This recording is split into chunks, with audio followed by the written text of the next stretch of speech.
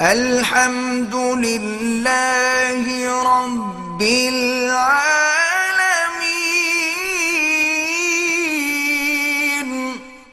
اگر کسی لڑکی کی نکاح ایک لڑکے سے ہو گئی، اس کی رخصتی نہیں ہوئی اور طلاق ہو گئی، بعد میں اس لڑکی کا والد جو ہے وہ اس سے نکاح کر سکتا ہے؟ یہ اپنے علاقے کے علماء سے پوچھیں، کیونکہ ایسے معاملات میں لوگ جھوٹ بولتے ہیں پھر مولویوں کو پھنسا دیتے ہیں۔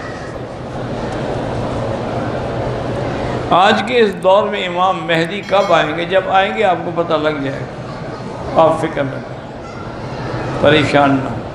وہ ایک بی بی تھی نا، بچی، اس کو پہلا حمل ہوا تو اپنی ساس سے کہنے لگی کہ اگر مجھے درد دے تکلیف ہو تو پھر مجھے جگہ دینا اگر میری ولادت کا وقت قریب آ جائے۔ میں نے کہا تم سارے محلے کو جگہ دو گی، ہم انہیں کیا جگائیں گے؟ جب امام مہدی آئیں گے نا ساری دنیا کو پتہ لگ جائے گا۔ وضو کے وقت اگر اعضاء ساتھ ساتھ خشک کر دینا، وضو تو ہو جائے گا لیکن خلاف سنت، وہ پانی رہنے دیں، اس کے اثرات میں ہی تو برکت ہے۔ بواسیر کی تکلیف ہے تو ویکس لگایا کریں، ویکس یہاں عام مل جاتی ہے۔ مسلمانوں کے خلاف انڈیا میں بل پاس ہوا ہے، اللہ مسلمانوں کی مدد کرے، مسلمانوں پہ بڑا مشکل وقت آیا ہوا ہے۔ آج پاکستان میں بھی کئی شہروں میں زلزلہ آیا ہے، دعا کریں اللہ حفاظت کرے۔ کہتے ہیں کہ شہوت جو ہے ایک فطری جذبہ ہے، ہر انسان میں اللہ نے رکھا ہے، اس سے کیسے بچا جائے؟ شادی کی جائے، ایک سے گزارا نہ ہو، دو کر لیں، خود بخود مٹ جائے گا۔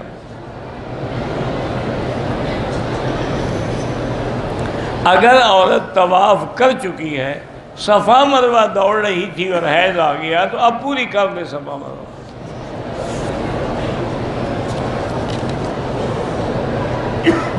عمرے کے طواف بھول جائیں، کیا بھول جائیں؟ چکر بھول جائیں، پھر ابتدا سے کریں۔ حاجی شوکت صاحب کی اہلیہ فوت ہو گئی ہیں، اللہ پاک ان کی مغفرت فرمائے۔